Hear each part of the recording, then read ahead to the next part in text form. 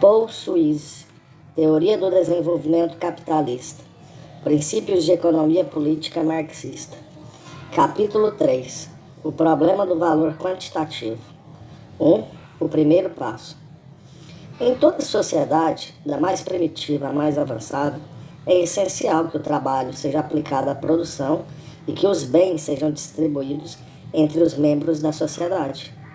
O que se modifica no curso da história é a forma pela qual essas atividades produtivas e distributivas são organizadas e realizadas.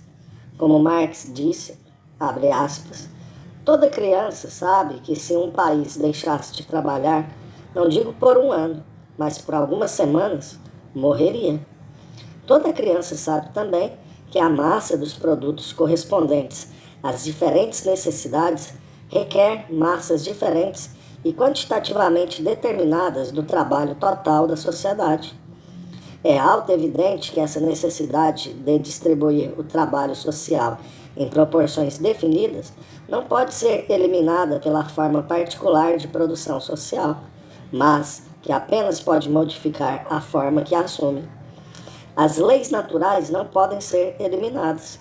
O que se modifica em circunstâncias históricas diversas é a forma pela qual tais leis operam. E a forma pela qual essa divisão proporcional do trabalho opera no estado da sociedade em que a interconexão do trabalho social se manifesta pela troca privada dos produtos individuais do trabalho é precisamente o valor de troca desses produtos. Fecha aspas, carta a Kugelman, em correspondência de 1846 a 95. O valor de troca é, portanto, um aspecto das leis que governam a distribuição da atividade produtiva numa sociedade que faz mercadorias. Descobrir as consequências dessa forma de produção em termos de relações sociais e consciência social foi a tarefa da teoria do valor qualitativa examinada no capítulo anterior. Descobrir a natureza dessas leis em termos quantitativos é a tarefa da teoria de valor quantitativo, e é nesse sentido que a teoria do valor constitui o ponto de partida tradicional da economia política. Se tivermos isso presente, compreenderemos que a investigação do valor de troca em si é apenas o início da ciência da economia, e não, como certos autores sustentaram, seu objetivo final. As mercadorias se trocam no mercado em certas proporções definidas. Também absorvem uma definida quantidade, medida em unidades de tempo, da força de trabalho total de que dispõe a sociedade. Qual a relação entre esses dois fatos? Como uma aproximação inicial, Marx supõe haver uma correspondência perfeita entre as razões de troca e as razões de trabalho-tempo, ou, em outras palavras, que as mercadorias que demandam igual tempo de produção serão trocadas na base de uma a uma. É a fórmula mais simples e, portanto, um bom ponto de partida. Os desvios que ocorrem na prática podem ser tratados em aproximações subsequentes da realidade. Duas distinções óbvias precisam ser feitas imediatamente. Em primeiro lugar, não é verdade que, abre aspas, se o valor de uma mercadoria é determinado pela quantidade de trabalho nela empregado, quanto mais preguiçoso e incapaz o trabalhador, tanto mais valiosa seria a sua mercadoria, porque necessitaria de maior tempo na sua produção. Fecha aspas. Somente a quantidade de trabalho socialmente necessária, isto é, necessária dentro das condições sociais existentes, deve ser computada na determinação do valor. Abre aspas, o tempo de trabalho socialmente necessário é o exigido para a produção de um artigo nas condições normais dessa produção e com o grau de habilidade médio e a intensidade predominante na época. Fecha aspas. Devemos notar que o conceito de trabalho socialmente necessário se relaciona exclusivamente com a quantidade de trabalho realizado e nada tem com o valor de uso ou utilidade. Em segundo lugar, o trabalho mais habilitado que o médio ou simples, deve ter uma capacidade maior de produzir valor. Abre aspas, o trabalho especializado conta apenas como o trabalho simples intensificado, ou antes como um trabalho simples multiplicado, considerando-se determinada quantidade de trabalho especializado igual a uma quantidade maior de trabalho simples. Fecha aspas. A relação quantitativa entre 1 hora de trabalho simples e 1 hora de qualquer tipo de trabalho especializado pode ser observada nos valores relativos das mercadorias que os dois tipos de trabalho produzem numa hora. Isso não quer dizer, evidentemente, que a relação entre os dois tipos de trabalho seja determinada pelos valores relativos de seus produtos.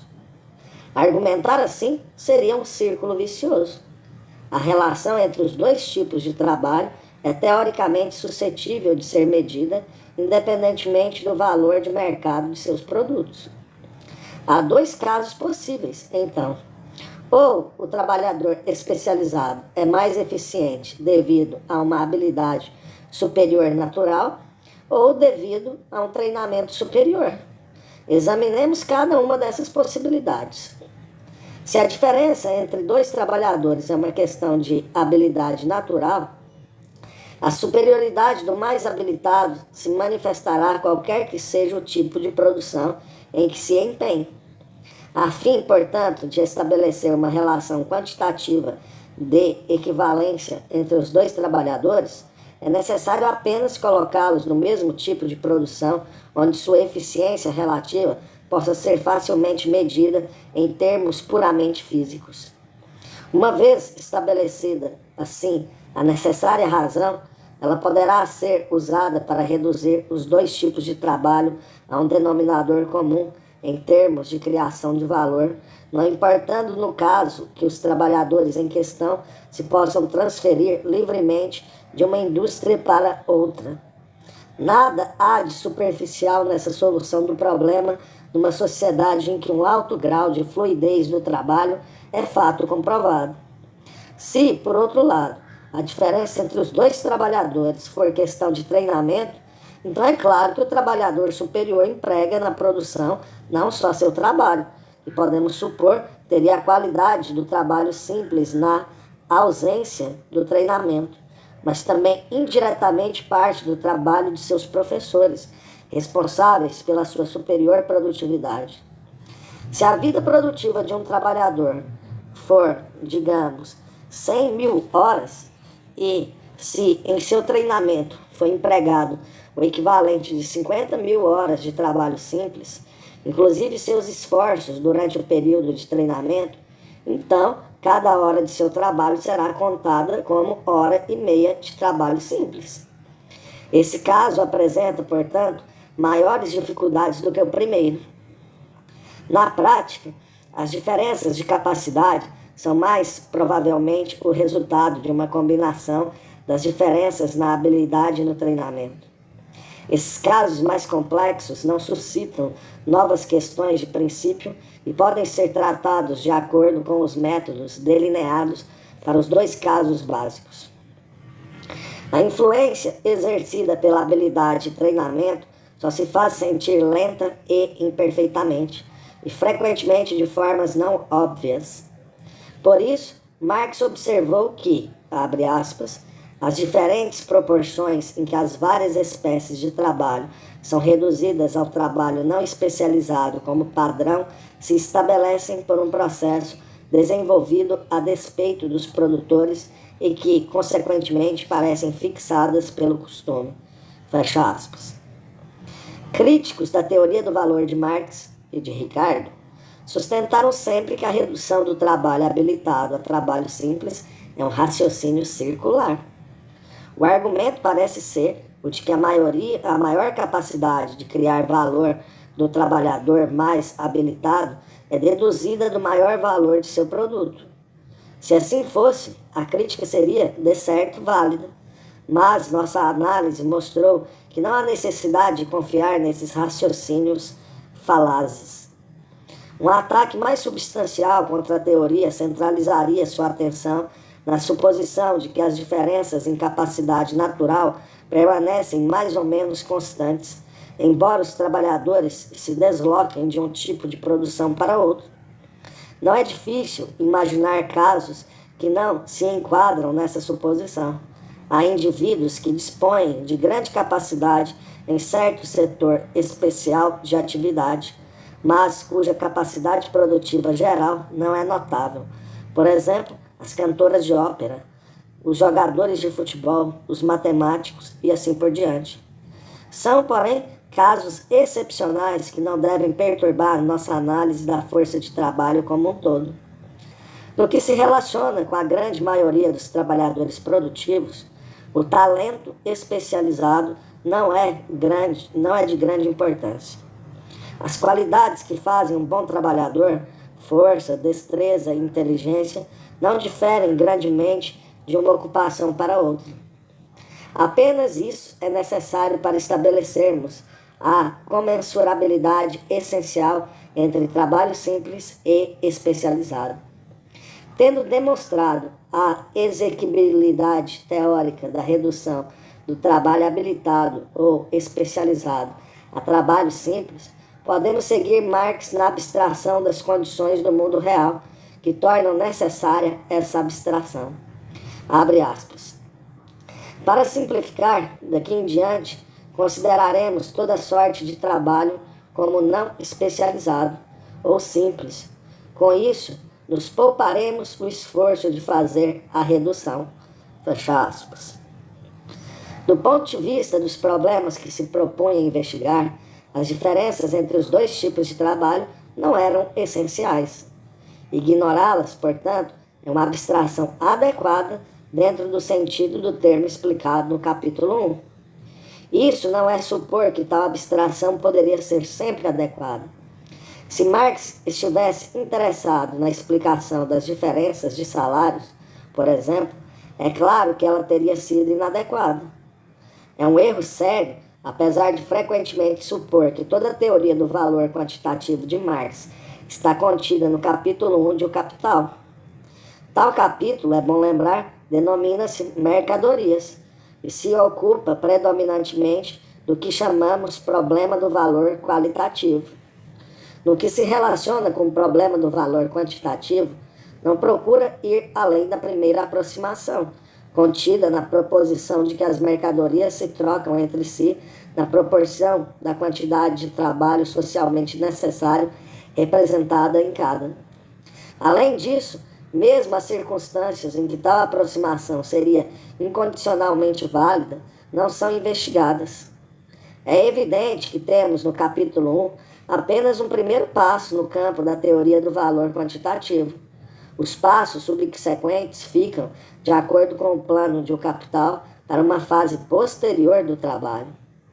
Tentaremos aqui examinar as ideias básicas de Marx sobre a questão do valor, não porque seja essencial fazê-lo para o entendimento dos capítulos imediatamente seguintes, que se baseiam no volume 1, mas porque essa parece ser a melhor forma de evitar incompreensões que, de outra forma, poderiam surgir.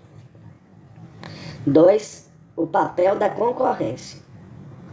Indaguemos primeiro em que condições as razões de troca corresponderiam exatamente às razões de trabalho-tempo. O famoso exemplo de Adam Smith, do gamo e castor, também usado por Ricardo, nos proporciona um bom ponto de partida. Abre aspas. Naquela fase rude e primitiva da sociedade, que precede a acumulação e a apropriação da terra, a proporção entre as quantidades de trabalho necessárias para a aquisição de diferentes objetos parece ser a única circunstância que pode proporcionar qualquer regra para a troca de um pelo outro. Se, entre uma nação de caçadores, por exemplo, é habitualmente necessário o dobro do trabalho para matar um castor do que para matar um gamo, o castor deve ser trocado ou equivaler a 2 gamos. É natural que o produto de 2 dias ou 2 horas de trabalho tenha a equivalência do produto de 1 dia ou 1 hora de trabalho. Fecha aspas, Adam Smith. Citação da Riqueza das Nações. Os caçadores de Adam Smith são o que Marx teria chamado de produtores de mercadorias simples, cada qual caçando com suas próprias armas relativamente simples em florestas abertas a todos e satisfazendo suas necessidades pela troca do excedente pelos produtos dos outros caçadores. Por que, nessas circunstâncias, deverão o gamo e o castor ser trocados em proporção à quantidade de tempo necessária para matar cada um deles? É fácil apresentar uma prova do que Adam Smith tinha como certo. O caçador, empregando 2 horas de seu tempo, pode ter um castor ou 2 gamos. Imaginemos agora que um castor seja trocado por um gamo no mercado. Nessas circunstâncias, tolo seria quem caçasse castor, pois numa hora é possível pegar um gamo e, portanto, em troca, obter um castor, ao passo que, para caçar um destes, seriam necessárias 2 horas. Consequentemente, essa situação é instável e não pode perdurar. O abastecimento de gamos se expandirá, o de castores se reduzirá, até que só cheguem gamos ao mercado e não se encontrem compradores. Seguindo esse raciocínio, é possível mostrar por exclusão que somente uma proporção da troca, ou seja, um castor por 2 gamos, propicia uma situação estável. Quando essa razão ou proporção governa o mercado, os caçadores de castor não terão motivo para passar a caça do gamo, nem os caçadores do gamo para passar a caça do castor. Essa é, portanto, a razão de equilíbrio da troca. O valor de um castor é 2 gamos e vice-versa. A proposição de Adam Smith está, portanto, correta. Para chegarmos a esse resultado, são necessárias 2 suposições implícitas, ou seja, que os caçadores podem passar livremente do gamo ao castor, se com isso melhoram sua situação, e que não há obstáculos a esse movimento. Em outras palavras, os caçadores estão dispostos e são capazes de competir livremente por quaisquer vantagens que possam surgir no curso da troca, passando seu trabalho de um setor para outro. Dada essa forma de concorrência numa sociedade de produção de mercadorias simples, a oferta e a procura só estarão em equilíbrio quando o preço de cada mercadoria for proporcional ao tempo de trabalho necessário para produzi-la. Inversamente, os preços proporcionais aos tempos de trabalho só serão estabelecidos se as forças da oferta e procura concorrentes puderem operar livremente. A teoria da determinação de preço pela oferta e procura concorrente não está apenas, portanto, em acordo com a teoria do trabalho. É parte integrante, embora nem sempre reconhecida, dessa teoria. Marx não toca nesse ponto no primeiro capítulo de O Capital. Como os clássicos, ele sempre a teve por certa. Mas, em várias outras partes de sua obra econômica, trata da oferta e procura, expressão usada simplesmente para resumir as forças concorrentes em funcionamento no mercado. E sempre no sentido de um mecanismo para eliminar desvios entre os preços de mercado e os valores, o que Oscar Lange adequadamente denomina de mecanismo equilibrador.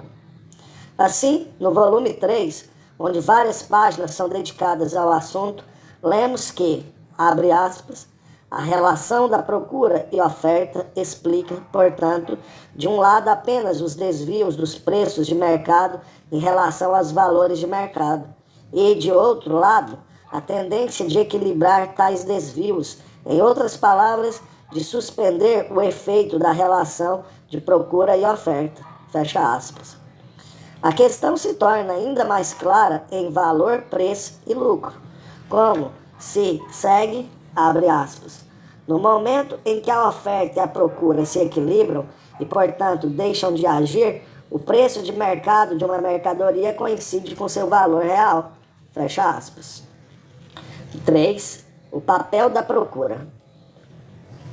Marx é frequentemente acusado de ter ignorado o papel da procura, no sentido de necessidade e desejos do consumidor ao determinar as relações de valor quantitativo. A questão não tem importância enquanto a discussão se limita às razões de troca numa sociedade produtora de mercadorias simples, como a dos caçadores de Adam Smith, pois nessas condições o padrão das preferências dos consumidores não desempenha qualquer papel na determinação do equilíbrio dos valores. Se Castor e Gamo são ambos úteis, abre aspas, nada pode ter valor sem ser objeto de utilidade, fecha aspas. Devem ser trocados em proporção aos tempos de trabalho respectivos, não importando a intensidade relativa da procura de cada.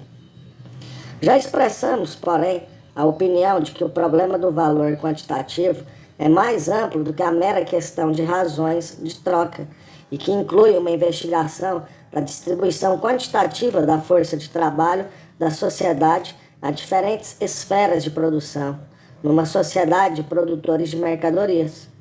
Quando o problema é concebido dessa forma ampla, as exigências dos consumidores já não podem ser esquecidas. Se, por exemplo, o castor for usado apenas para fazer chapéus de pele, ao passo que o gamo proporcione o alimento básico da comunidade, para a caça do segundo irá um volume de trabalho muito maior do que para a caça do primeiro. Assim, se desejarmos saber tanto a razão de troca como a distribuição do trabalho, duas informações são necessárias. A primeira, sobre o custo de trabalho relativo do castor e do gamo. A segunda, informação sobre a intensidade relativa de procura de castor e gamo. Dadas essas duas informações, é possível determinar o que se pode chamar de equilíbrio econômico geral da sociedade em questão.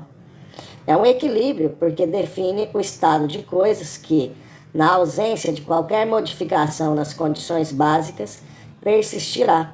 E é geral porque não só o valor relativo do castor e gamo é estabelecido, mas também as quantidades de castor e gamo produzidas e a distribuição da força de trabalho da sociedade. Quando o âmbito da teoria do valor quantitativo é analisado nesse sentido mais amplo, o padrão das necessidades do consumidor não pode ser desprezado. É exatamente nesse caso, porém, que a acusação de desprezar a procura não pode ser feita a Marx. A impressão contrária parece tão generalizada que uma extensa citação do volume 3 não estará talvez deslocada aqui. Abre aspas. Se essa divisão do trabalho entre os diferentes ramos da produção for proporcional, então os produtos dos vários grupos serão vendidos pelos seus valores ou pelos preços que constituem modificações de seus valores, devido a leis gerais. É, na realidade, a lei do valor que se impõe, não com referência a artigos ou mercadorias isoladas, mas aos produtos totais de determinadas esferas sociais de produção, tornadas independentes pela divisão do trabalho. Cada mercadoria deve encerrar a necessária quantidade de trabalho e, ao mesmo tempo, apenas a quantidade proporcional do tempo de trabalho social total deve ter sido empregada nos vários grupos. Isso porque o valor de uso das coisas continua sendo um pré-requisito. O valor de uso das mercadorias isoladamente depende da necessidade particular a que cada uma delas atende. Mas o valor de uso da massa social de produtos depende da proporção em que satisfazem em quantidade uma determinada necessidade social de cada espécie particular de produto de forma adequada, de modo que o trabalho se distribua proporcionalmente entre as diferentes esferas, segundo essas necessidades sociais que são de quantidades definidas. A necessidade social, ou seja, o valor de uso numa escala social, surge aqui como um fator determinante para a quantidade de trabalho social que deve ser proporcionada pelas várias esferas isoladas. Por exemplo, suponhamos que proporcionalmente demasiado algodão foi produzido, embora apenas o tempo de trabalho necessário a esse produto total, nas condições existentes, tenha sido empregado. Mas um trabalhador social demasiado foi empregado nessa atividade. Em outras palavras, uma parte desse produto é inútil. O total é, portanto, vendido apenas como se tivesse sido produzido na quantidade necessária. Esse limite quantitativo da cota de trabalho social disponível para as várias esferas isoladas é apenas uma expressão mais ampla da lei do valor, embora o necessário tempo de trabalho assuma um sentido diferente aqui. Apenas uma parte dele é necessária para a satisfação das necessidades sociais. A limitação se deve aqui ao valor de uso. A sociedade só pode usar parte de seu trabalho total para essa determinada espécie de produto dentro das condições de produção predominantes. Fecha aspas. Se Marx reconheceu tão claramente o papel desempenhado pela procura na determinação da distribuição do trabalho social, bem podemos indagar por que, em termos de toda a sua teoria sistemática, tratou esse fator tão rapidamente e poderíamos dizer de passagem? Por que não seguiu o exemplo de seus contemporâneos Jevons, Walras e Menger, desenvolvendo uma teoria da preferência dos consumidores? Há duas razões fundamentais para a aparente indiferença de Marx para com o problema. Em primeiro lugar, dentro do capitalismo, a procura real é apenas, em parte, uma questão de desejo dos consumidores. Ainda mais importante é a questão básica da distribuição da renda, que, por sua vez, é um reflexo das relações de produção, ou, em outras palavras, do que os marxistas chamam de estrutura de classes da sociedade. Marx era enfático sobre esse ponto. Abre aspas. Notamos que a procura social, em outras palavras, aquilo que regula o princípio da procura, é essencialmente condicionada pelas relações mútuas das diferentes classes econômicas e de suas posições econômicas relativas. Ou seja, primeiro, na razão da mais-valia total e dos salários, e segundo, na divisão da mais-valia em suas várias partes, lucro, juros, arrendamento, impostos, etc. E isso mostra, mais uma vez, que absolutamente nada se pode explicar pela relação da oferta e procura, a menos que se tenha primeiro estabelecido quais as bases em que repousa essa relação. Fecha aspas. E ainda, abre aspas, pareceria que há no lado da procura uma grandeza determinada de necessidades sociais da classe trabalhadora, que exige para sua satisfação uma determinada quantidade de certos artigos do mercado. Mas a quantidade exigida por essas necessidades é muito elástica e mutável. Sua rigidez é apenas aparente.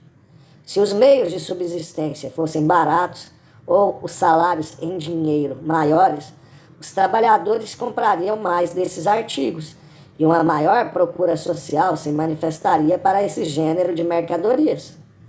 Os limites dentro dos quais a necessidade de mercadorias no mercado, a procura, difere quantitativamente da verdadeira necessidade social, variam naturalmente para as diferentes mercadorias. Em outras palavras, a diferença entre a quantidade procurada de mercadorias e a quantidade que seria procurada se os preços em dinheiro dessas mercadorias ou outras condições concernentes ao dinheiro ou à vida dos compradores fossem diferentes. Fecha aspas. Se aceitarmos a arguição de que a procura de mercado é dominada pela distribuição da renda, e é difícil ver como negar isso, pelo menos no caso do capitalismo moderno, não poderemos escapar também da conclusão de que os problemas do valor devem ser abordados através das relações de produção e não através das avaliações subjetivas dos consumidores. Como já vimos no último capítulo, a teoria do trabalho é constituída de modo a levar totalmente em conta as relações produtivas específicas à produção de mercadorias simples. No capítulo seguinte, veremos como a teoria da mais-valia mantém essa interpretação no caso do capitalismo, que é uma forma mais avançada de produção de mercadorias. Essa consideração apenas, entretanto, dificilmente seria bastante para explicar a indiferença de Marx pelas necessidades dos consumidores. Muito embora sua importância seja limitada, não obstante, não há dúvida de que elas desempenham um papel na determinação da distribuição dos esforços produtivos da sociedade. Devemos levar em conta um segundo fator. No capítulo 1, dissemos que Marx estava principalmente interessado no processo de modificação social. Mais precisamente, em Um Capital, investiga ele, abre aspas, a lei econômica de movimento da sociedade moderna, fecha aspas. Desse ponto de vista, qualquer coisa que seja em si relativamente estável e simplesmente reaja às modificações externas, não só pode, como deve, ter um lugar subordinado no esquema analítico. É claro que Marx pensou nas necessidades dos consumidores como uma categoria de elementos reativos na vida social. Os desejos, na medida em que não surgem de necessidades elementares biológicas, físicas, são um reflexo do desenvolvimento técnico e orgânico da sociedade, e não vice-versa. Abre aspas. O modo de produção da vida material determina, em geral, o caráter dos processos de vida social, política e espiritual. Não é a consciência dos homens que determina sua existência, mas, pelo contrário, sua existência social determina sua consciência. Fecha aspas. Se nos interessamos pela modificação econômica e aceitamos a opinião de que os fatores subjetivos desempenham um papel essencialmente passivo no processo de modificação, não podemos negar que Marx tinha razão em desprezar os desejos dos consumidores. Os economistas ortodoxos, embora a maior parte deles aborde o problema do valor através da teoria da preferência dos consumidores, têm sido geralmente obrigados, na prática, a reconhecer a importância da distribuição da produção e da renda sempre que atacam as questões da evolução econômica. Schumpeter pode ser considerado como um exemplo. Em seu tratado sobre os ciclos econômicos, afirma, abre aspas, procederemos, portanto, na suposição de que a iniciativa dos consumidores na modificação de seus gostos, isto é, na modificação daquele conjunto de dados que a teoria geral compreende nos conceitos de funções de utilidade ou variedades de indiferença, é desprezível e que toda modificação nos gostos dos consumidores é incidente na e produzida pela ação dos produtores. Fecha aspas. E mais adiante, Schumpeter assinala que mesmo as modificações espontâneas na preferência dos consumidores provavelmente não serão de importância a menos que provoquem alterações na renda real. Schumpeter, na verdade, admite que, em relação aos problemas estudados, ciclos econômicos e tendências evolutivas do sistema capitalista, a teoria da preferência dos consumidores é de pequena ou nenhuma relevância. Quase todos os analistas modernos dos ciclos econômicos seguem o mesmo curso, embora poucos o façam tão conscienciosamente como Schumpeter. Os keynesianos, por exemplo, pouca atenção dedicam aos problemas do valor subjetivo, exceto quando falam ex professo da teoria pura, que, pelo fato mesmo de estar mais afastada dos problemas reais, é naturalmente a fortaleza das ideias obsoletas. A procura desempenha um papel muito importante em sua análise, mas o que eles têm a dizer sobre ela é dominado pela distribuição da renda, ou seja, pelas relações de produção existentes. Talvez não seja exagero dizer que a importância da contribuição keynesiana vem em grande parte do fato de que, pela primeira vez desde Ricardo, os economistas ortodoxos atribuem às verdadeiras relações da produção capitalista um peso razoável na análise do processo capitalista. Teriam dado mais um passo à frente se pudessem compreender que é precisamente isso o que estão fazendo.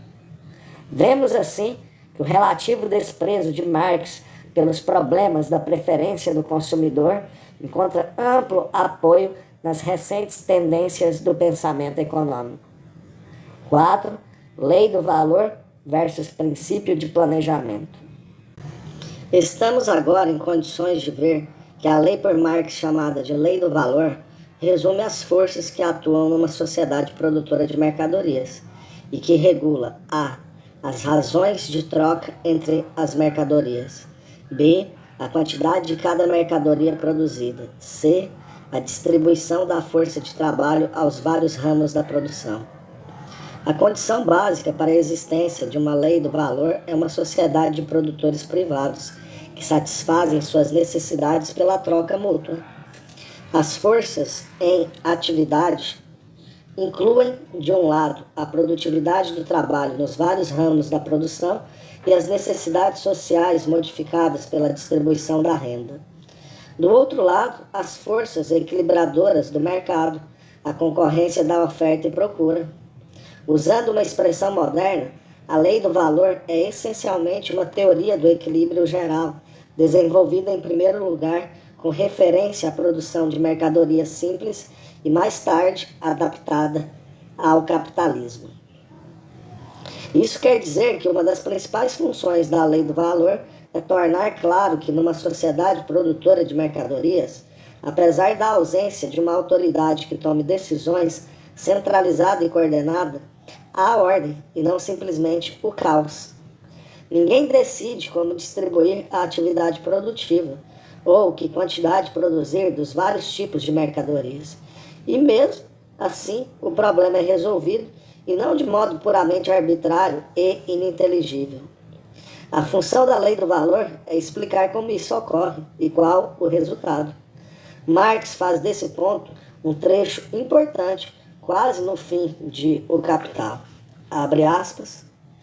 Como os capitalistas individualmente só se encontram como donos de mercadorias e cada qual procura vender a sua o mais caro possível, sendo aparentemente guiado no controle da produção por sua própria vontade, a lei interna se impõe apenas por meio da competição entre eles, pela pressão mútua, através da qual os vários desvios se equilibram. Somente como lei interna, e do ponto de vista dos agentes individuais, uma lei cega, a lei do valor, exerce sua influência aqui e mantém o equilíbrio social da produção na confusão de suas flutuações incidentais. Fecha aspas. O Capital, volume 3. Segue-se que, sendo a distribuição da atividade produtiva colocada sob controle consciente, a lei do valor perde a importância. Seu lugar é tomado pelo princípio do planejamento.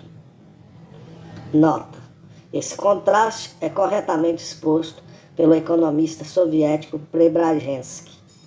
Abre aspas. Em nosso país, onde a economia centralizada e planificada do proletariado se estabeleceu e a lei do valor foi limitada ou substituída pelo princípio do planejamento, a previsão e o conhecimento desempenham um papel excepcional em relação à economia capitalista. Fecha aspas. Preobrazhensky, A Nova Econômica. Moscou, 1926. Fim da citação. Na economia de uma sociedade socialista, a teoria do planejamento deve ocupar a mesma posição da teoria do valor na economia de uma sociedade capitalista. Valor e planejamento se opõem, e pelas mesmas razões, o capitalismo e o socialismo. 5. Valor e preço da produção. Preço, tal como Marx usa a expressão no volume 1 de O Capital, é apenas a expressão monetária do valor. Como tal, sua análise pertence à teoria do dinheiro, que não apresentaremos neste livro. No volume 3, porém, há um conceito inteiramente diverso do preço de produção. Preços de produção são modificações dos valores. Como, porém, as diferenças entre preços de produção e valores são atribuíveis a certas características do capitalismo, ainda não consideradas, vamos adiar a discussão do assunto até uma fase posterior de nossa exposição, no capítulo 7 adiante. Apenas um aspecto deve ser comentado aqui. Veremos que os preços de produção são derivados dos valores